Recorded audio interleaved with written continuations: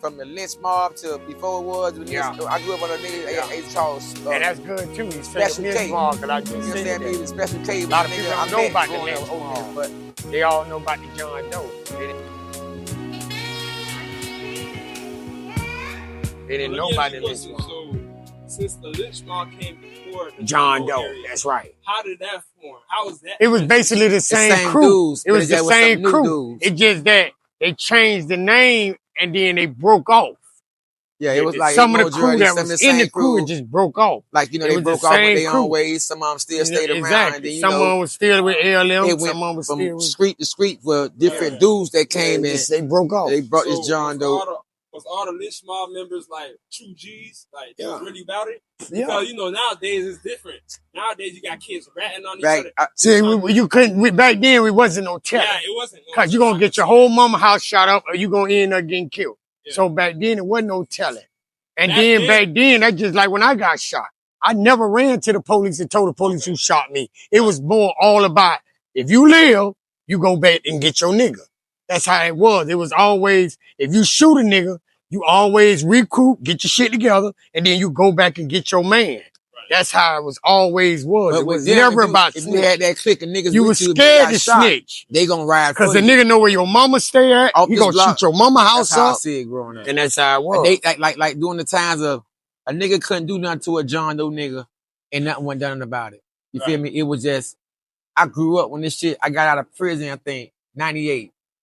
And once I bounced out of prison, we just talking about him. And once I got out of prison, you feel me? I came to the streets. Yeah, I came to the streets. So you feel me? Like, I started watching out. You feel me? Getting paid. Who gonna make $85 to $120? They just about standing on the corner. Yeah. That's what it was. You feel me? So a nigga just took advantage of that watching out. Then I became a bomb man. I'm seeing 260, 300, 400 a day. Plus I learned how to make cushion. You got crackers from high live come in the hood. They want nickels.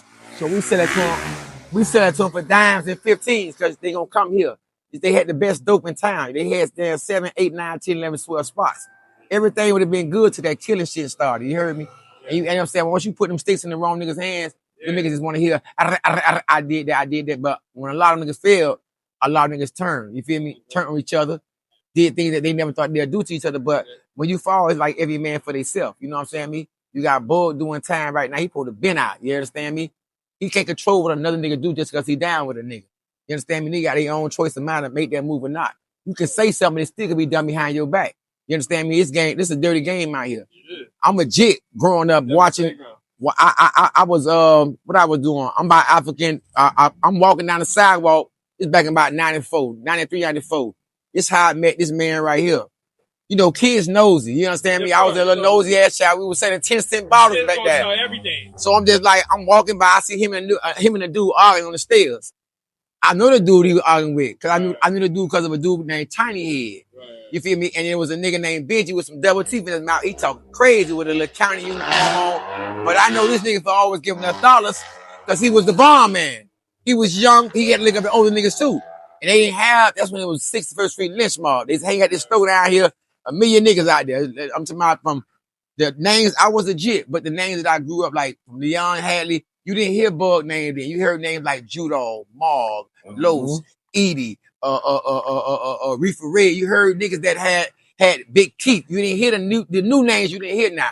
You understand me? All this was legit as far as like the little young niggas like Leggett and a few more niggas Coach. You know what I'm saying? Me, Jack was amongst the teenage level. So he was a bomb man. So we go around, we know who to ask for money. We ask the niggas for some money. We got to do something, push up or something or whatever. So I stopped by that day like, you know, well, let me get $5 or $10. Man, Jit, go to the store and whatever. Man, in the midst of that, he arguing with a dude. I watched this nigga shoot a nigga ass right in my face. And my whole life turned to him like, and stood his ground. I helped the nigga off the ground named Benji, called the ambulance, put him in there. And the code then was right now, he ain't never got picked up. I got picked up by the police several times. Can you show us who this man is? To this day, he's standing here right now. He never been shot for that motherfucker attempted murder. Never. And I was standing right there when this shit happened in the 2-story building right there. Yeah. Shit grew older and get older. It's on 61st and 14th Avenue. Yeah. I'm talking about, so every nigga had their time. I shot somebody here and went to prison from 61st.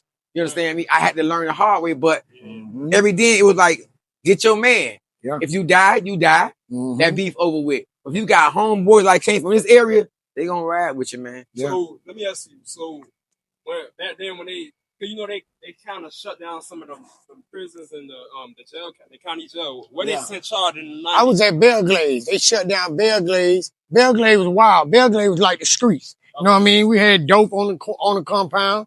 You had motherfucking fucking hoes on the compound. So when the feds moved in on Belgrade, you know, they shut it down. They had a gun up under the chaplain. They found weed up under the chaplain. You know, so Belgrade was the streets, man. Back then, the chain gang was when you go to the chain gang, you might get 3 years and do 6 months. Because you had that CRD. You know what I mean? You might go to prison with 10 years and do 4 years. When I Things like that. When I went in after September 1st of 95, they passed a new 85% law. Yeah, that was 95 September 1st. October went into effect. So I was in jail. I caught my case before that. I got direct filed to the county jail, so I fought on the old guidelines where I was getting 65% of my time. I go to prison now.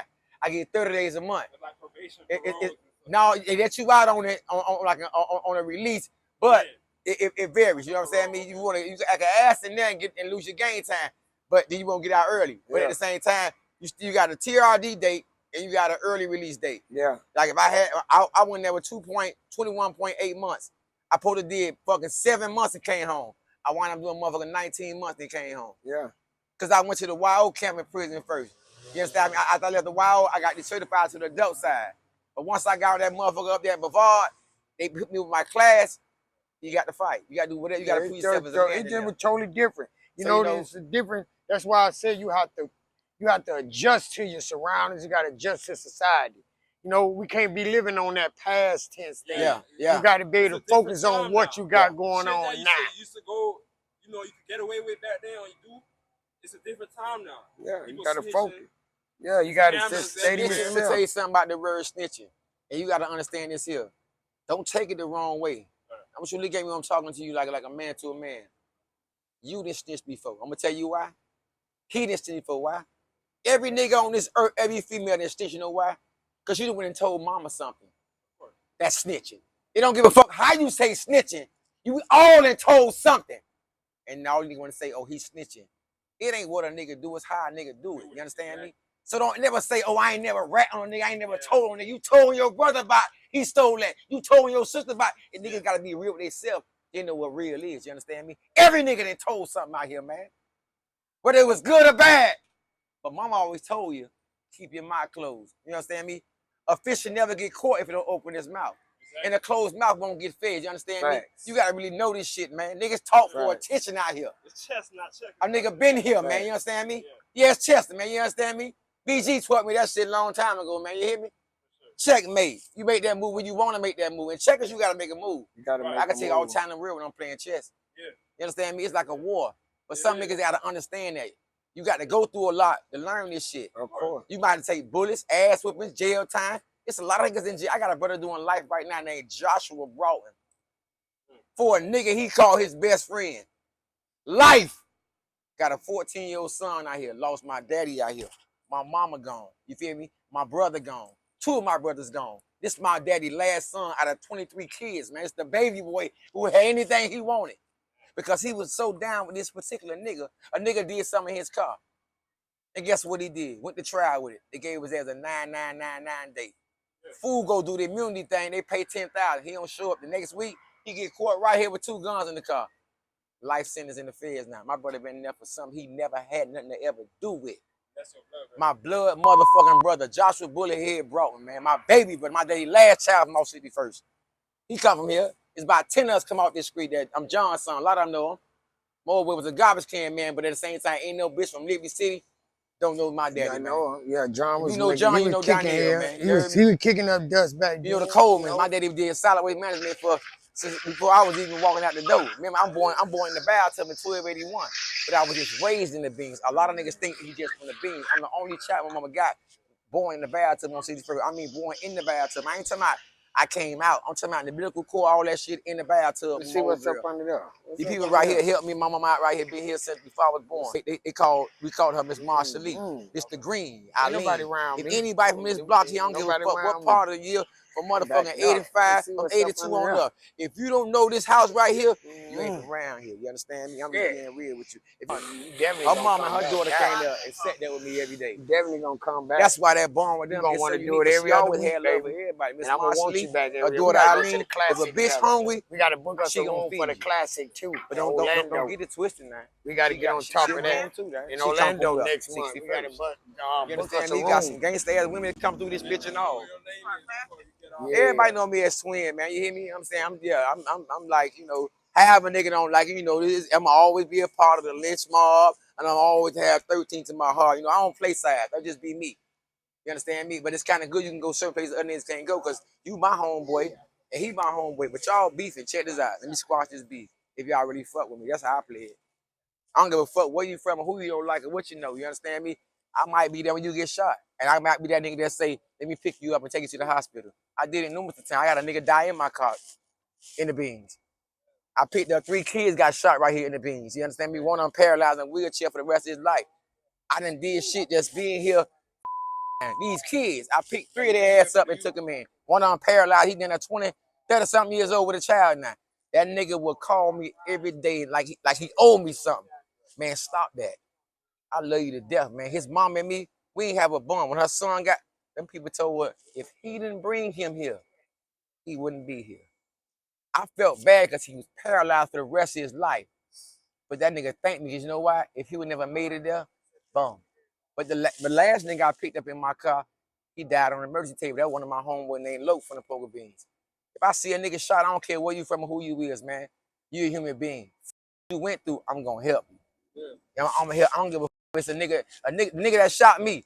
I don't want to see a nigga die. I might want to see you get fucked up. But I ain't thinking like that there, man. You feel me? Because you got a family that love you. I got one that love me too. But don't get it twisted though, because a nigga laid back. You understand me? A nigga can still go that route, but I know the outcome of that route. So I know how to move in certain routes. You understand me? Everything ain't meant to be addressed. Something you smile at and keep stepping. If you don't feed it, it ain't gonna grow.